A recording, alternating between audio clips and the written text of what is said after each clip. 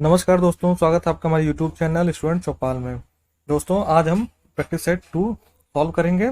और इससे पहले प्रैक्टिस सेट 1 सॉल्व करा चुका हूं। उसमें बहुत इंपॉर्टेंट क्वेश्चन थे। अगर आपने उसको ना देखा हो तो जाके देख लीजिए। और वीडियो को थोड़ा सा जल्दी जल्दी सॉल्व कराएंगे ताकि कम टाइम में आप ज़्यादा क्वेश्चन सॉल्व कर सकें और आप अपनी तैयारी के लिए ज़्यादा समय निकाल सकें। तो चलिए वीडियो को स्टार्ट करते हैं। और दोस्तों, एक बात मैं कहना चाहता हूं कि अगर आप मैथ या रीजनिंग में थोड़े से वीक हैं तो आप हमारे वीडियो को फॉलो करिए। मैथ और रीजनिंग का पूरा सिर्फ आंसर नहीं बताया जाएगा, पूरा सॉल्व करके बता रहा हूँ। और उससे आपको एग्जाम में बहुत ज़्यादा हेल्प होगा। 5 से 7 क्वेश्चन जो भी आएंगे एग्जाम में, आप उसको पूरा पूरा कर पाएंगे।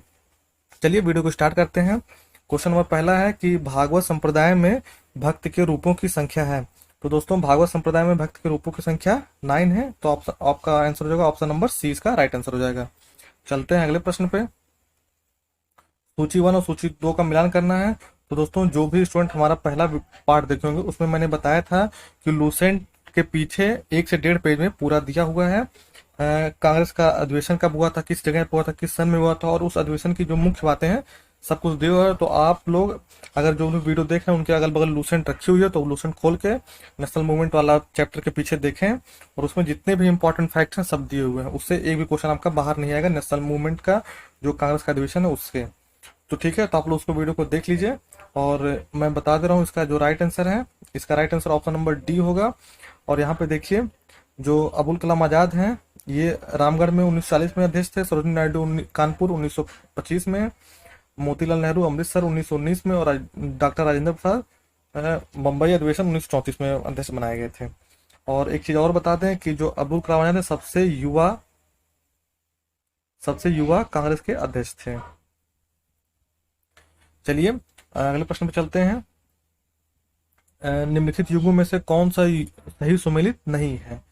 और आप लोग क्वेश्चन को ध्यान से पढ़ा करिए। कभी कभी होता है इसमें, देखिए कभी कभी जो स्टूडेंट होते हैं वो पढ़ लेते हैं कौन सा सुमेलित है।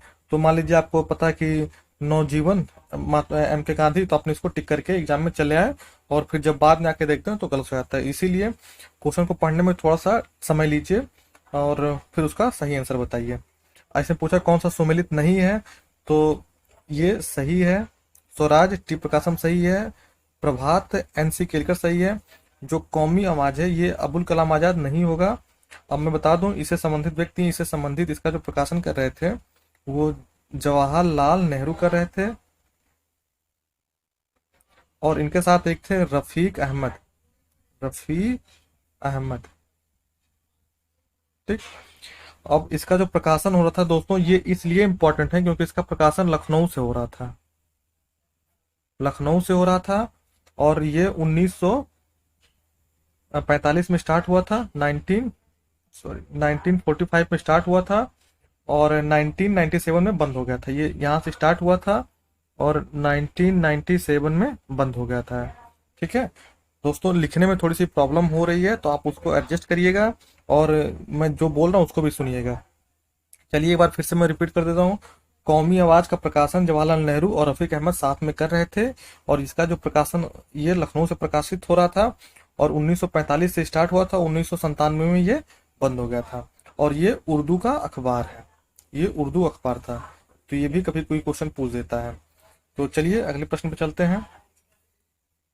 अब ये दोस्तों कि अकबर के शासनकाल की निम्नलिखित घटनाओं का कालक्रम के अनुसार वर्णन करना है। तो चलिए मैं पूरा डेट बता देता हूँ, आप उसको मैच करा लीजिएगा। तो जजिया जो कर की समाप्ति हुई थी 1564 में हुई थी। इबादत खाना का जो निर्माण हुआ था ये 1557 में हुआ था। सॉरी, 1575 में हुआ था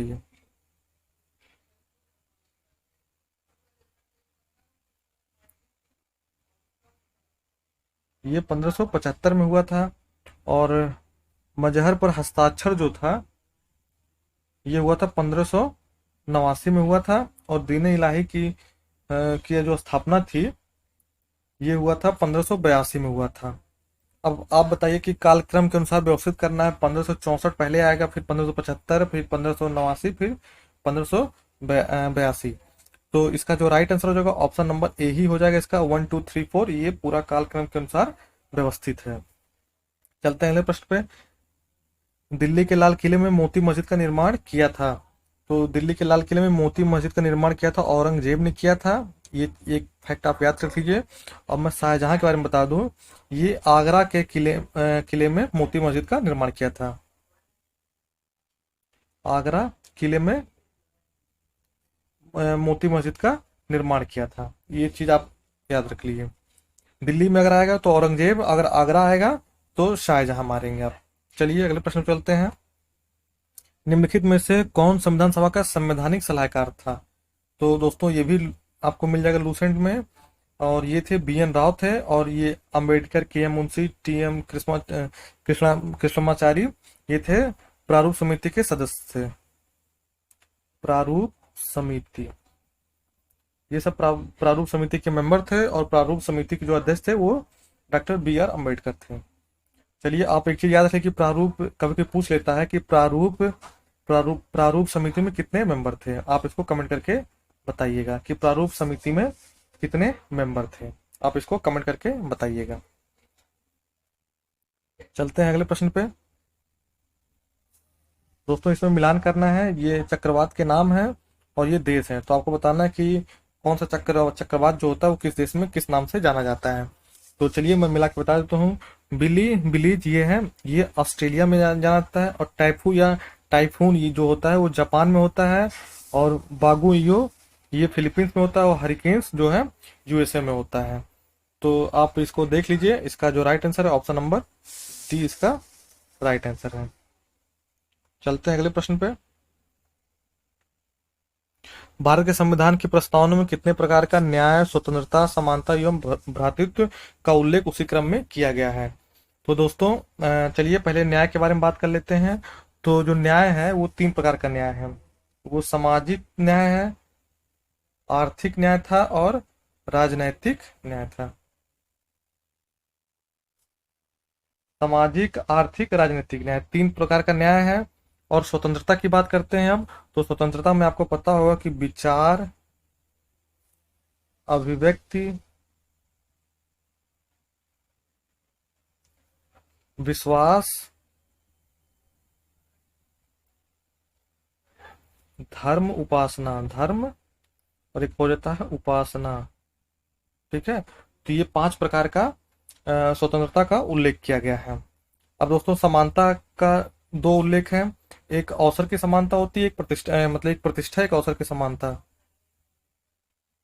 प्रतिष्ठा और एक अवसर की समानता। दोस्तों आप सब अगर प्रियम्बल अभी खोल के आप पढ़ेंगे तो उसमें ये सब चीजें मिल जाएंगी।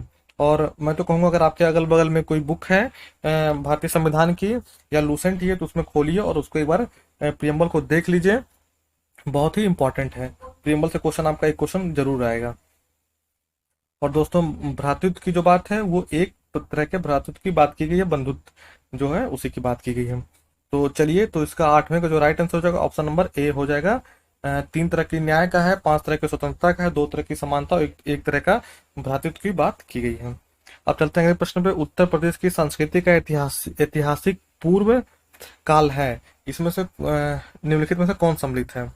तो दोस्तों बुद्ध, नवाब और महाराज, ये दोस्तों ये ऐतिहासिक इनका विवरण मिलता है और इतिहासकार इनको ऐतिहासिक पुरुष मानते हैं। लेकिन राम के बारे में दोस्तों जो विवरण है वो रामायण महाकाव्य से मिलता है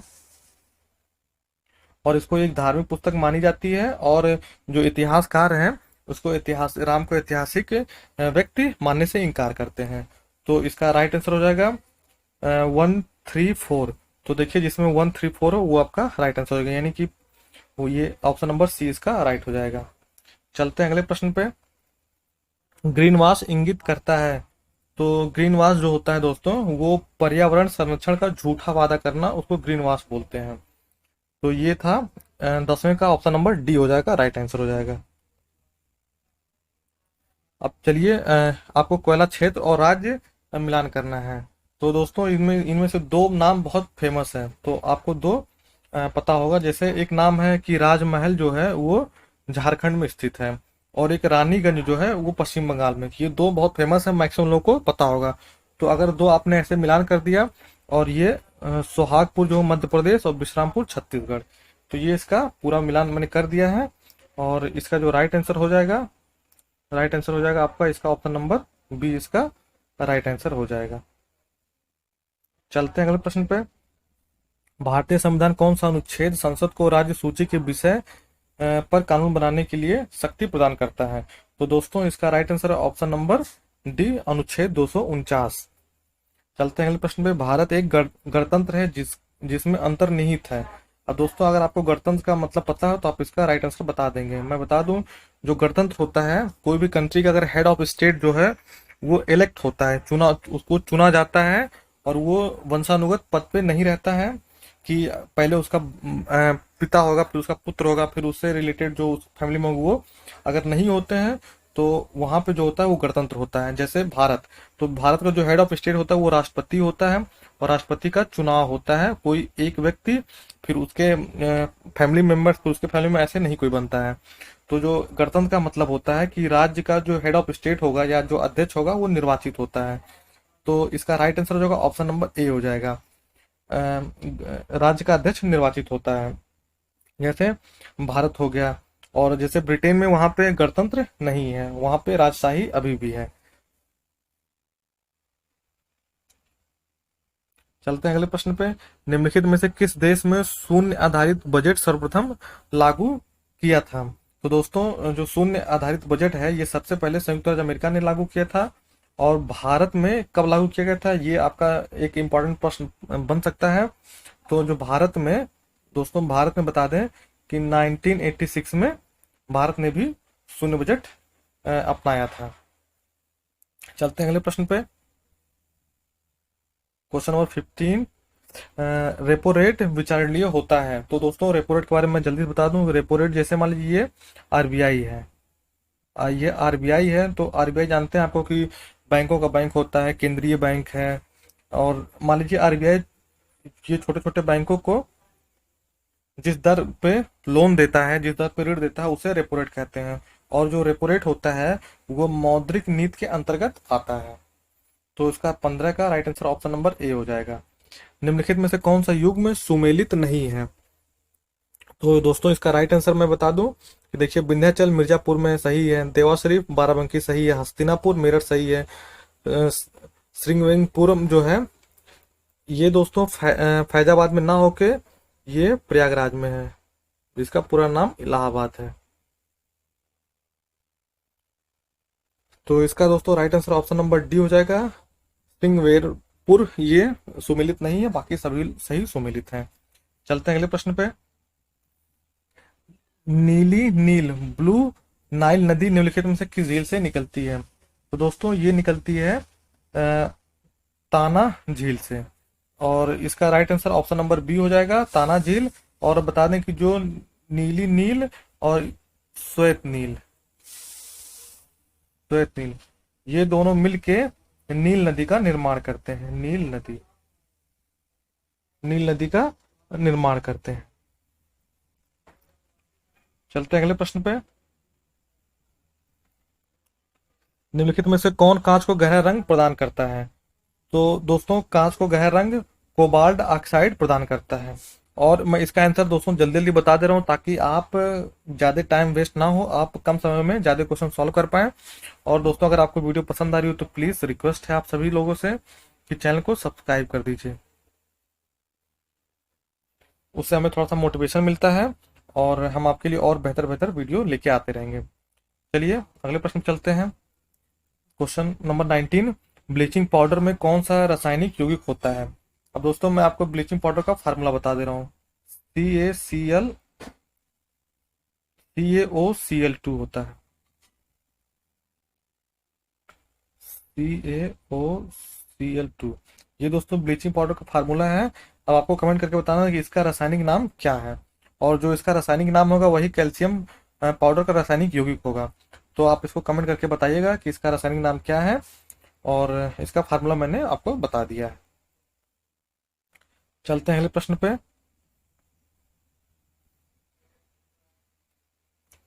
निम्नलिखित युग में कौन सा सही सुमेलित नहीं है? तो दोस्तों अमरवेल, तना परजीवी, चंदन जड़ परजीवी, आर्किड, अधिपादप, और ये सब सही है। और ये जो घट पर्डी है ये गलत है। घट पर्डी दोस्तों ये कीट भक्षी पौधा है, और ये जो है ये दलदली या अधिक नमी वाले स्थानों पे पाया जाता है। ये जलोदभिद नहीं है, ये गलत है। और इसका right answer option number D हो जाएगा। चलते हैं अगले प्रश्न पे। जीवाणु भोजों के संबंध में कौन सा कथन सही है? तो जीवाणु भोजी विषाणु होते हैं जो जीवाणुओं को संक्रमित करते हैं, सही है। जीवाणु भोजी आनुवांशिक अभियांत्रिकी में प्रयुक्त होते हैं, ये भी सही है। तो इसका जो राइट आंसर होगा ऑप्शन नंबर सी, ए और दो दोनों सही है, मतलब पहला और दूसरा दोनों सही है। चलते हैं अगले प्रश्न पे। भारतीय रुपए को चालू खाता में पूर्ण परिवर्तनीय बनाया गया था। तो दोस्तों भारतीय रुपए को चालू खाता में पूर्ण परिवर्तनीय 1994 को बनाया गया था। अब दोस्तों पूर्ण परिवर्तनीय का मतलब मैं बता दूं कि जैसे मान लीजिए इंडियन रुपी है और ये विदेशी मुद्रा है।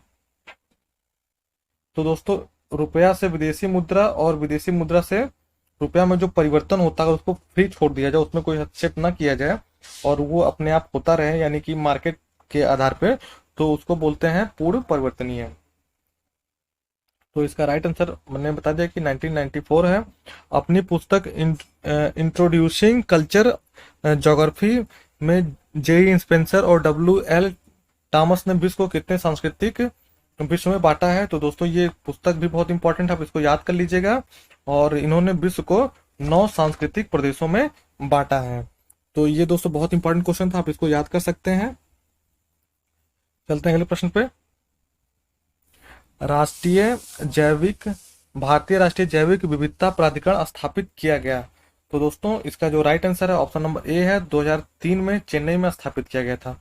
और जो दोस्तों चेन्नई है, ये भारतीय राष्ट्रीय जैविक विविधता प्राधिकरण का हेडक्वार्टर कहाँ पे है? चेन्नई में। तो इसको भी आप एक बार रिवाइज कर लीजिए, याद कर लीजिए, क्योंकि एग्जाम में पूछ सकता है कि भारतीय राष्ट्रीय जैविक विविधता प्राधिकरण का जो हेडक्वार्टर कहाँ पे है। तो उसका राइट आंसर होगा चेन्नई में है।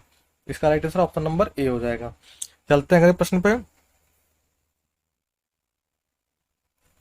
जैव वानिकी के संबंध में निम्नलिखित कथनों में से कौन सा सही है? इसका अर्थ होता है जीवन का प्रबंधन, यह पारिस्थितिकी का पर्याय है, यह प्राकृतिक तंत्रों के मूल्य पर बल देता है जो मानव तंत्रों को प्रभावित करते हैं। ये दो 3 पॉइंट दिए थे जैव वानिकी के विषय में। तो चलिए मैं इसके बारे में थोड़ा सा बता दूं आपको कि बायोनॉमिक्स, दोस्तों अगर इसको बीच से अलग कर देंगे तो बायो का मतलब आप सबको पता होगा कि बायोलॉजी, आप लोग शब्द सुने उसका मतलब जानते हैं, तो बायो मतलब जीव होता है, ये आपको पता होगा। और नॉमिक्स का मतलब होता है लॉ, होता है नियम। तो यानी कि बायोनॉमिक्स का जो शाब्दिक अर्थ निकलेगा वो जीवन के नियम है, जीव के नियम या जीवन के नियम, ठीक है। तो इसका जो ये वाला पहला जो पॉइंट था ये गलत है, ये गलत पॉइंट है कि इसका जो शाब्दिक अर्थ है जीवन का प्रबंधन गलत होगा, जीवन का नियम होगा। तो यानी कि ये दूसरा तीसरा सही है, तो इसका राइट आंसर हो जाएगा ऑप्शन नंबर सी, दूसरा तीसरा सही है। अब दोस्तों चलते हैं, ये रीजनिंग के क्वेश्चन आ गए हैं। मैं आपको यहाँ पे लिख के बता देता हूँ कि 4925 क्वेश्चन मार्क, फिर 121169। चलिए इतने से काम हो जाएगा। अब देखिए 4 जो है दोस्तों ये 2 का स्क्वायर है, ये देखिए 2 का स्क्वायर, 3 का स्क्वायर, फिर 25 5 का स्क्वायर, फिर क्वेश्चन मार्क है, फिर 11 का स्क्वायर। अब दोस्तों आप इसको देख रहे होंगे तो एक चीज आपके माइंड में आ रहा हो कि 2 3 5 फिर 7 होगा यहाँ पे जो फिल इन द ब्लैंक्स है या क्वेश्चन मार्क यहाँ पे 7 का स्क्वायर होगा, फिर 11, फिर 13, फिर 17, 17 का स्क्वायर। दोस्तों ये जो है 289 17 का स्क्वायर है। दोस्तों मैं बता दूं इसमें कि कौन सा चीज फॉलो किया जा रहा है इसमें। तो दोस्तों इसमें ये है कि ये जो है ये अभाज्य संख्या का स्क्वायर किया गया है, ये जितना भी नंबर है ये अभाज्य संख्या का क्रम से स्क्वायर किया गया है। अब दोस्तों बहुत से स्टूडेंट को नहीं पता हो कि अभाज्य संख्या क्या है। तो अभाज्य संख्या ऐसी संख्या होती है जो एक से या तो डिवाइड हो या फिर खुद से उस नंबर से डिवाइड हो। जैसे मान लीजिए 5, तो 5 एक अभाज्य संख्या है क्योंकि ये सिर्फ एक से डिवाइड होगा या फिर 5 से डिवाइड, यानी कि खुद से डिवाइड होगा। जैसे 3, ये भी एक से डिवाइड होगा या फिर खुद से डिवाइड होगा। जैसे 7 हो गया, ये भी अभाज्य संख्या है क्योंकि एक से डिवाइड होगा या खुद से डिवाइड होगा।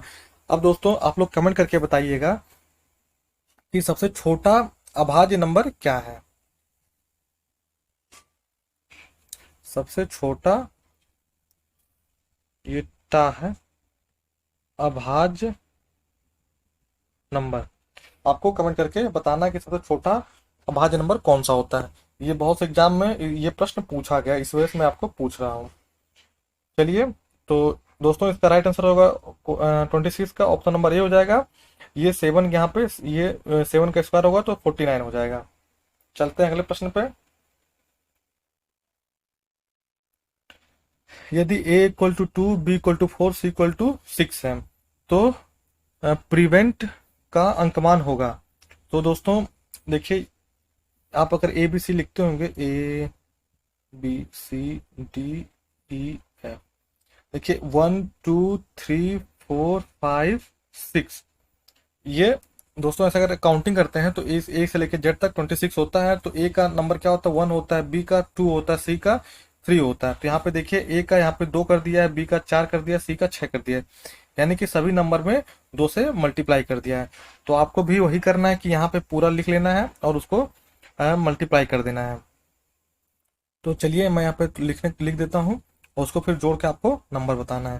जैसे पी का जो वैल्यू होता है वो पी का 16 होता है, आर का जो वैल्यू होता है आर का 18 होता है, और ई का दोस्तों 5 होता है, आपको पता होगा ई का 5 होता है, और वी का 22 होता है, ई का फिर से 5 हो जाएगा, और एन का जो होता है 14 होता है, एन का 14 होता है, और टी का 20 होता है। ठीक, तो ये सब आप, ये इसका मैंने वैल्यू बता दिया। आप क्या करिए, इसको 2 से मल्टीप्लाई करेंगे, फिर इसमें 2 से मल्टीप्लाई, फिर इसमें 2 से मल्टीप्लाई, तो आपको सब में 2 से मल्टीप्लाई करना पड़ेगा। वो थोड़ा सा एग्जाम में ज्यादा लेंदी हो जाएगा। तो आप क्या करिए कि बिना मल्टीप्लाई के सबको जोड़ लीजिए। तो यानी क्या करना है आपको, 16 18 5 22 5 और 14 फिर 20 को सबको जोड़ के उसमें 2 से मल्टीप्लाई कर देंगे तो आपका आंसर आ जाएगा। तो दोस्तों जो इसका राइट आंसर होगा, इसका right answer option number C होगा। 200 इसका आएगा, इसको ऐड करेंगे तो 100 आएगा, फिर उसमें 2 से मल्टीप्लाई करेंगे तो 200 आ जाएगा। तो चलते हैं दोस्तों अगले क्वेश्चन पे।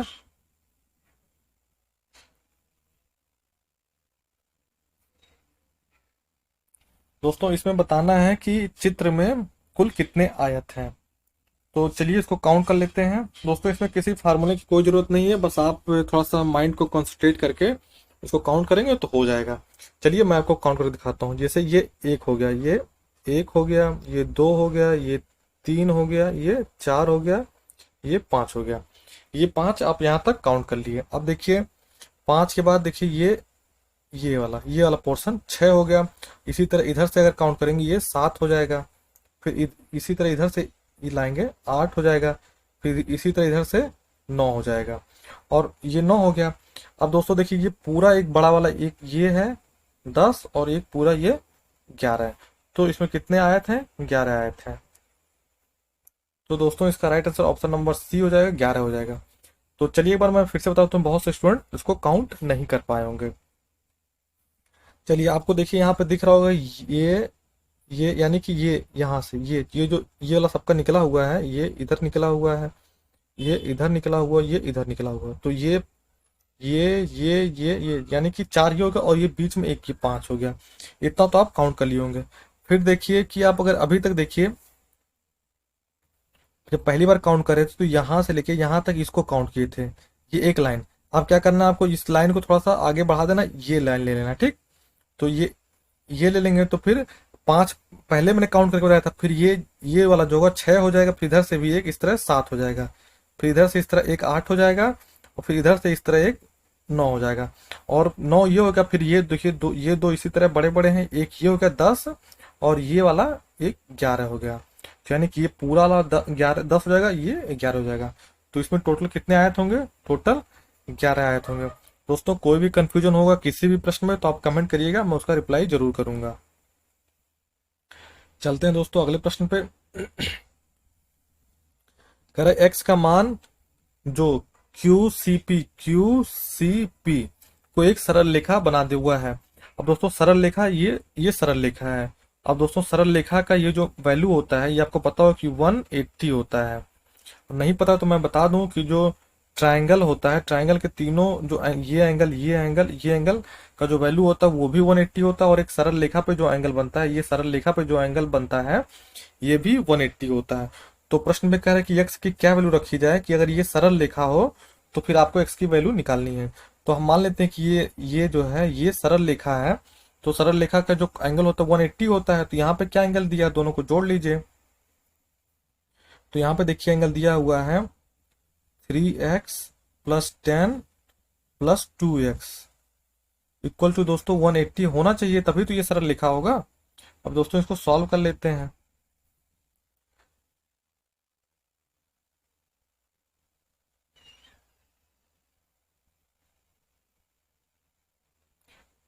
टू एक्स थ्री एक्स ये 5x हो जाएगा प्लस 10 हो जाएगा इक्वल टू 180 हो जाएगा।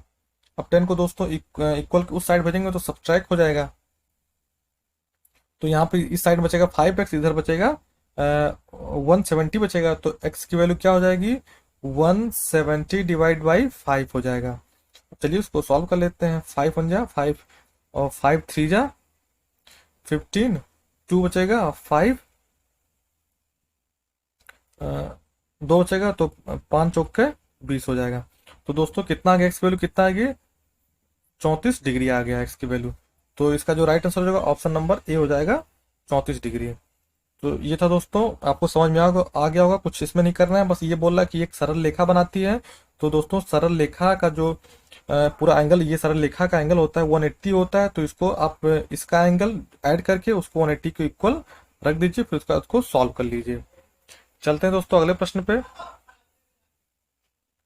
ये देखिए दोस्तों, इसी तरह का एक प्रश्न मैंने पिछले जो प्रैक्टिस सेट कराया था उसमें कराया था, उसको मैंने थोड़ा सा डिटेल में बताया भी था। तो चलिए एक बार मैं फिर से आपको बता दे रहा हूँ कि यदि एक घन की प्रत्येक भुजा 10% कम कर दी जाती है तो उसका आयतन कितना होगा। तो देखिए दोस्तों, आंसर आपको परसेंटेज में दिया है। तो आपको एक चीज मैंने बताया था पहली वाली वीडियो में कि आपको परसेंटेज निकालने आना चाहिए। चलिए थोड़ा सा सिखा देते हैं परसेंटेज निकालना। जैसे मान लीजिए आपके पास 100 रुपया है और वो फिर मान लीजिए 90 हो जाता है, तो कितना परसेंट कम हुआ। तो अगर कितना परसेंट कम हुआ, वो परसेंट कम निकालने के लिए आपको पहले बताइए कितना कम हुआ। तो बता दें कि 10 कम हुआ है। तो ये बताइए 10 और पहले कितना था, यानी कि जो पहले होता है उसको बटे के नीचे लिखते हैं। पहले कितना था 100 था। अब परसेंटेज में आपको निकालना तो 10 से मल्टीप्लाई करना पड़ेगा आपको। तो ये देखिए, अरे सॉरी, परसेंटेज में निकालना होता तो 100 से मल्टीप्लाई करना पड़ता है। तो ये 100 से 100 कट गया तो यार कितना बचा, यानी कि 10% आपका कम हो गया है। चलिए एक और एग्जांपल ले लेते हैं कि मान लीजिए पहले आपके पास 20 रुपया था, अब आपके पास 15 रुपया हो गया है। तो कितना परसेंट आपका पैसा कम हुआ है। तो फिर से आप लोग इसको करके बताइए कि पहले कितना परसेंट कम हुआ, ये निकालने के लिए कितना कम हुआ ये निकालना जरूरी होता है। तो पहले बताइए कितना कम हुआ। मान लीजिए आपके पास 20 रुपया था, अभी 15 रुपया हो गया है। तो कितना कम हुआ, तो 5 रुपया कम हुआ है। अब 5 रुपया कहाँ से कम हुआ है, 20 से कम हुआ है। तो जिससे तुलना करते हैं, जो पहला रहता है तो उसको बटे के नीचे लिखते हैं। अब इसको परसेंटेज में निकालना है, तो परसेंटेज में निकालने के लिए 100 से गुणा करते हैं। तो ये देखिए, ये जीरो कट गया, दो दो एक कम दो, दो पाँच 10। तो यानी कि 5 का गुणा 5 पे करेंगे तो 25 आएगा, यानी कि आपका 25% जो पैसा है वो कम हो गया है। और अगर इसी तरह ज्यादा निकालना होगा तो ज्यादा भी, जैसे मान लीजिए 20 था, 20 से 30 रुपया हो गया आपके पास, तो कितना परसेंट ज्यादा रुपया आपके पास हो गया। तो पहले कितना ज्यादा हुआ है, 10 ज्यादा हुआ है। कहाँ से ज्यादा हुआ है, 20 से ज्यादा हुआ है। और परसेंटेज में निकालना है तो 100 से गुणा कर देते हैं। तो ये जीरो कट गया, 2 से 50, यानी कि 50% पैसा आपके पास ज्यादा हो गया। तो दोस्तों ये था थोड़ा सा बेसिक कि परसेंटेज निकालना मैंने बता दिया है। और अब चलते हैं सीधे प्रश्न में चलते हैं। यदि एक घन की प्रत्येक भुजा 10 सेंटीमीटर कम कर दी जाए। तो दोस्तों आपको बता दें, जो घन होता है वो घन का लंबाई चौड़ाई ऊंचाई सब बराबर होता है। और मैंने आपके पहले वीडियो में बताया था कि जो आयतन का फार्मूला होता है L/B/H होता है। ठीक है, यानी कि लंबाई गुणे चौड़ाई गुणे ऊंचाई, ये आपके आयतन का फार्मूला होता है। चाहे वो घन का फार्मूला हो चाहे घना का फार्मूला हो, लेकिन घन में जो भुजा होती है सब बराबर होती है। तो जैसे मान लीजिए इसका अगर भुजा ए है तो इस लंबाई ए है तो चौड़ाई भी ए होगी, ऊंचाई भी ए होगी। तो इसका जो फार्मूला निकल के आता है ए क्यूब हो जाता है। तो यानी कि जो घन का आयतन का जब फार्मूला निकालते हैं तो जो भुजा दी होती है उसका हम क्यूब कर देते हैं। ठीक है। अब चलिए ये कह रहा है कि 10% कम हो जाती है। तो मान लीजिए घन का जो भुजा है पहले 100 था, तो जो पहले 100 था तब उसका आयतन कितना होगा। तो मैंने आपको बताया था कि आयतन का जो फार्मूला होता है वो लंबाई गुणे चौड़ाई गुणे ऊंचाई होती है। तो ये अगर सबको मल्टीप्लाई कर देंगे तो इतना आ जाएगा। ठीक है, ये आ गया पहले, पहले इतना था। ठीक है, अब क्या कह रहा है कि 10% कम कर दी गई। तो 10% अगर कम कर दी गई तो ये 10% यानी कि 90 हो गया। अब 90 भुजा होगी तो 90 भुजा के अनुसार उसका आयतन निकाल लीजिए। तो 90 गुणे 90 अगर कर देंगे तब उसका निकल जाएगा। तो ये हो जाएगा 9 9 81 और 9 1 9, तो इसका हो जाएगा, मैं थोड़ा सा ऊपर लिख दे रहा हूँ यहाँ पे। ठीक, ये पहले वाला था, कम होने के बाद 1 2 3, 3 जीरो हो जाएगा। 9 9 81, 9 8 72। अब उसको मल्टीप्लाई करेंगे 90 यानी कि 90 गुणे 90, 90 गुणे 90 करेंगे तो आपका इतना आ जाएगा। थोड़ा सा लिखने में दिक्कत हो रहा है, ये पहले का। ठीक, अब 90 गुणे 90 करेंगे तो 9 8 72 और 9 1 9, ये 3 जीरो इतना आ जाएगा। अब आपको बताना है कि कितना परसेंट कम हुआ। पहले देखिए इतना था और बाद में 10% कम होने के बाद इतना हो गया, तो आपको बताना है कितना कम हुआ। तो इसका जो आपको मैंने बताया था कि पहले आप इसको सब्ट्रैक्ट कर लीजिए कितना कम हुआ है। तो 0 0 0 1, और यहाँ पे 9 बचेगा, 9 में से 2 हो गया 7, और यहाँ पे बचेगा 2। तो यानी कि इतना, ये जो वैल्यू आ रहा है इतना कम हुआ है। तो जो कम होता है उसको ऊपर लिखते हैं, तो लिख दीजिए। ठीक, गुणे बटे जो करेंगे, जो जो पहले होता है उसको बटे नीचे लिख देते हैं।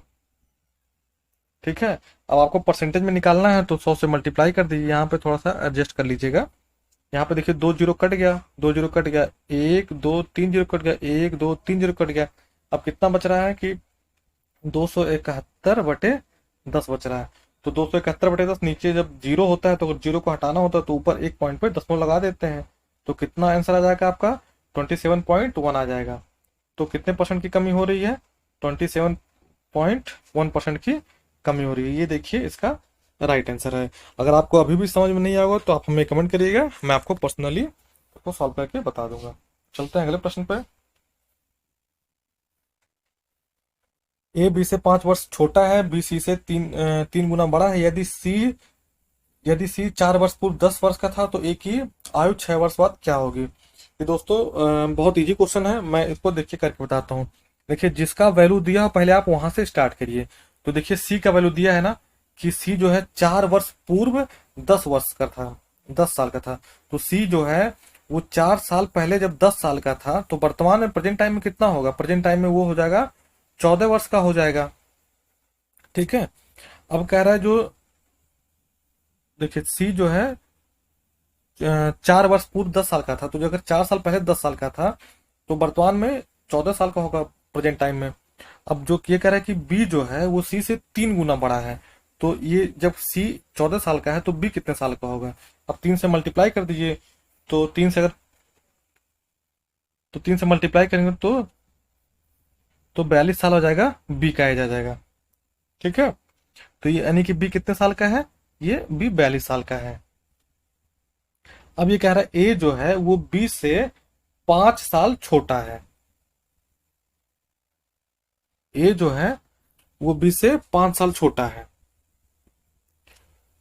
तो इसमें से एक एज कितना हो जाएगा, जब बी जो है, ए जो है वो अगर बी से 5 साल छोटा है तो कितने साल का हो जाएगा ये। बी का 42 है और ए जो है 5 साल छोटा है, तो इसमें से 5 अगर घटा देंगे तो 37 आएगा आपका। मतलब ए का एज आ जाएगा, ये ए का एज है। अब बोला ए की 6 वर्ष बाद एज क्या होगी, तो 6 साल बाद पूछा है तो इसमें +6 जोड़ दीजिए तो आ जाएगा 43 ईयर आ जाएगा। तो 31 का राइट आंसर क्या होगा, ऑप्शन नंबर सी होगा 43 ईयर।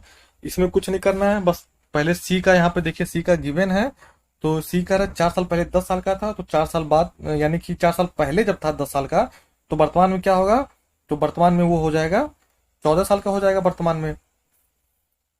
फिर उसमें 14 का 3 से मल्टीप्लाई कर देंगे तो बी का एज निकल जाएगा, फिर 5 घटा देंगे तो एक आ जाएगा, फिर 6 साल बाद पूछा है तो 6 साल बाद 43 साल हो जाएगा। तो चलते हैं अगले प्रश्न पे। यदि 5, 10, 15 और एक्स का औसत 20 है तो एक्स का मान कितना होगा। तो औसत निकालने आप सबको आता होगा, और नहीं आता तो मैं बता दूं कि जितना भी नंबर रहता है सबको जोड़ के उस नंबर से जितना भी नंबर है अलग अलग उसका भाग कर दीजिए। जैसे 5, 10, 15 प्लस एक्स, देखिए 1, 2, 3, 4, तो 4 से भाग कर देंगे और इसका वैल्यू कह रहा है कि 20 है। ठीक, इसका वैल्यू 20 है। तो अब इसको सॉल्व कर लीजिए तो इसका आंसर आ जाएगा। तो इधर इसको मल्टीप्लाई क्रॉस मल्टीप्लाई करेंगे तो 20 चौका 80 हो जाएगा, और इधर 15, 5, 20, 10, 30,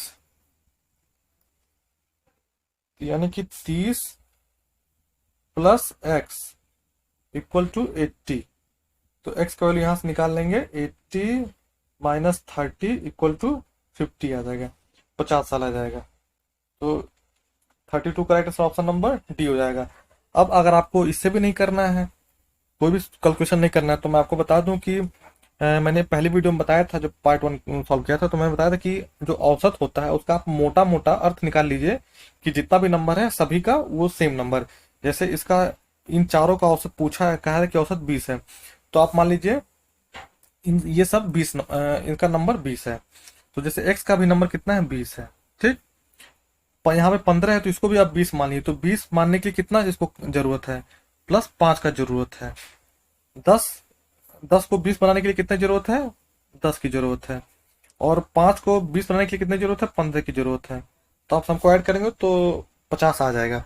देखिए 15 और 5 20, 10 30 और 20 50। तो इसका राइट आंसर क्या हो जाएगा, ऑप्शन नंबर डी 50 हो जाएगा।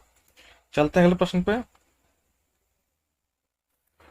यदि कुछ संत शहीद थे सत्य है, यानी कि ये संत है और ये कुछ शहीद है, ये संत और ये शहीद।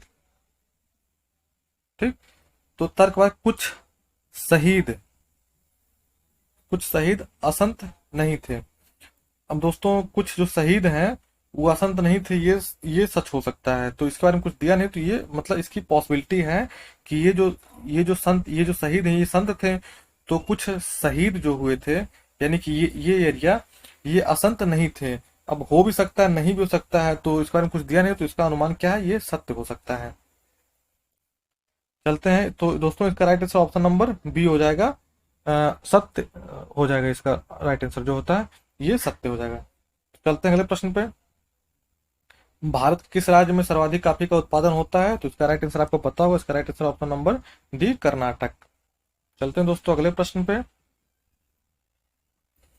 क्वेश्चन नंबर 35 है, निम्नलिखित में से कौन सा एक नेशनल पार्क अनूठा है कि वह एक प्लवमान यानी कि फ्लोटिंग वनस्पति से युक्त अनूप होने के कारण समृद्ध जैव विविधता को बढ़ावा देता है। तो दोस्तों इसका राइट आंसर है option number B, Keibul Lamjao national park. ये मणिपुर में है, और दोस्तों ये दुनिया का पहला फ्लोटिंग पार्क है, ये इसको भी आप याद रखिएगा। और अभी ये दुनिया का एकमात्र फ्लोटिंग पार्क है, इसको ये कह लीजिए, क्योंकि अभी कोई और फ्लोटिंग पार्क बना नहीं है। तो चलते हैं अगले प्रश्न पे। अब दोस्तों आपको क्या करना है, इन ये सब जो नेशनल पार्क हैं ये सब आप बुक से देख लीजिएगा और उसको खोज के उसको एक कॉपी पे लिख लीजिएगा कि ये सब कहाँ पे स्थित है। अगर मैं बता दूंगा अभी तो आप फिर उसको भूल जाएंगे, अगर आप खुद से खोजेंगे तो वो आपके मतलब परमानेंट मेमोरी में चला जाएगा और आप उसको याद रहेगा, इसीलिए मैं इसको बता नहीं रहा हूँ। तो चलते हैं अगले प्रश्न पे। 8 फरवरी 2021 को भारतीय रिजर्व बैंक द्वारा देश में वित्तीय साक्षरता सप्ताह मनाया गया। आप इसको भी याद रखिए कि 8 से 12 फरवरी के बीच में वित्तीय साक्षरता सप्ताह मनाया गया था, ये भी क्वेश्चन आ सकता है। और इसका जो मुख्य थीम क्या था, तो दोस्तों मुख्य थीम इसका था कि ऋण, अनुशासन और औपचारिक संस्थाओं से ऋण। तो इसका ये मुख्य थीम था। तो चलते हैं अगले प्रश्न पे। 36, 6 फरवरी 2021 को केंद्र सरकार ने किसे राष्ट्रीय सुरक्षा परिषद का अध्यक्ष नियुक्त किया। दोस्तों ये क्वेश्चन आ सकता है, इंपॉर्टेंट क्वेश्चन है, ये क्वेश्चन आ सकता है आपके एग्जाम में। तो राष्ट्रीय सुरक्षा परिषद का अध्यक्ष किसे बनाया गया है? तो दोस्तों इसका राइट आंसर है option number C, S N Subramanyam को। चलते हैं अगले प्रश्न पे। 8 से 21 फरवरी के 2021 के मध्य भारत और अमेरिका की सेनाओं के बीच संयुक्त सैन्य अभ्यास, देखिए यहाँ पे क्वेश्चन ये पूछता है युद्ध अभ्यास 2020 ये किसके किसके बीच में हुआ था? तो युद्ध अभ्यास 2020 भारत और अमेरिका की सेनाओं के बीच में हुआ था। और ये कहाँ पे हुआ था दोस्तों? तो ये इसका right answer option number D हो जाएगा, महाजन फील्ड फायरिंग रेंज राजस्थान में हुआ था। चलते हैं अगले प्रश्न पे। दिसंबर 2020 में अमेरिकी थिंक टैंक कैंटो इंस्टीट्यूट एवं कनाडा के फ्रेजर इंस्टीट्यूट द्वारा संयुक्त रूप से, यहाँ पे देखिए, मानव स्वतंत्रता सूचकांक 2020 जारी किया गया है। इससे संबंधित निम्नलिखित कथनों पर विचार करना है आपको। तो दोस्तों इसको आप ध्यान से पढ़िए, बहुत इंपॉर्टेंट क्वेश्चन है ये आपके एग्जाम में आ सकता है, ये बहुत इंपॉर्टेंट है, वेरी इंपॉर्टेंट। अब इसको क्या याद रखना है कि मानव स्वतंत्रता सूचकांक 2020 जारी किया गया था। ठीक है, तो ये देखिए इसका पहला पॉइंट है कि सूचकांक में 162 देश शामिल थे, ये एकदम सही है। सूचकांक में डेनमार्क को शीर्ष स्थान प्राप्त हुआ, ये दोस्तों गलत है, ये डेनमार्क को शीर्ष स्थान प्राप्त नहीं हुआ था, न्यूजीलैंड को शीर्ष स्थान प्राप्त हुआ था।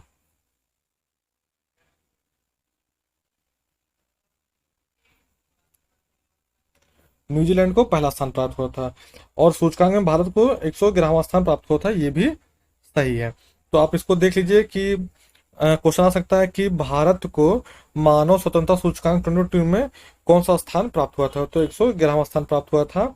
और टोटल जो है 162 देशों ने पार्टिसिपेट किया था इसमें, और पहला स्थान जो था न्यूजीलैंड का था। तो इसमें बताना है कि निम्नलिखित उपरोक्त कथनों में से कौन सा कथन सही है।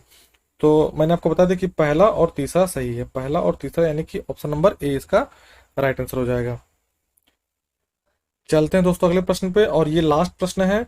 1 से 15 फरवरी 2021 के मध्य राष्ट्रीय जनजातीय पर्व, अब ये भी दोस्तों क्वेश्चन पूछ सकता है कि राष्ट्रीय जनजातीय पर्व कब से कब तक मनाया गया? तो 1 से 15 फरवरी 2021 के बीच मनाया गया है। तो ये दोस्तों महोत्सव कहाँ पे आयोजित किया गया था? ये आदि पर्व, देखिए तो आदि पर्व महोत्सव कहाँ पे आयोजित किया गया था? तो ये दोस्तों नई दिल्ली में आयोजित किया गया था। तो दोस्तों ये थे आज के 40 क्वेश्चन। तो मुझे उम्मीद है कि आप सबको क्वेश्चन बहुत अच्छा लगा होगा, और आप सब तैयारी अपनी बहुत बेहतर तरीके से करेंगे। और कोई भी क्वेश्चन होगा, कोई भी डाउट होगा, तो आप लोग हमें कमेंट करिएगा। और दोस्तों, और वीडियो को समाप्त करने से एक रिक्वेस्ट है कि प्लीज़ आप लोग चैनल को सब्सक्राइब कर लीजिए और अपने फ्रेंड्स के साथ शेयर कर दीजिए, ताकि बहुत से स्टूडेंट जो प्रैक्टिस सेट नहीं खरीद पा रहे हैं, या जिनको जो थोड़े से वीक हैं, जिनका मैथ कमज़ोर है, या उनको सही प्रॉपर गाइडेंस नहीं मिल पा रही है, तो वो भी उसका लाभ उठा सकें। तो चलिए दोस्तों, बस आज के लिए इतना ही, मिलते हैं फिर कल नेक्स्ट वीडियो में। तब तक के लिए धन्यवाद, और अपनी तैयारी को आप बेहतर तरीके से करते रहें। बाय बाय, जय हिंद।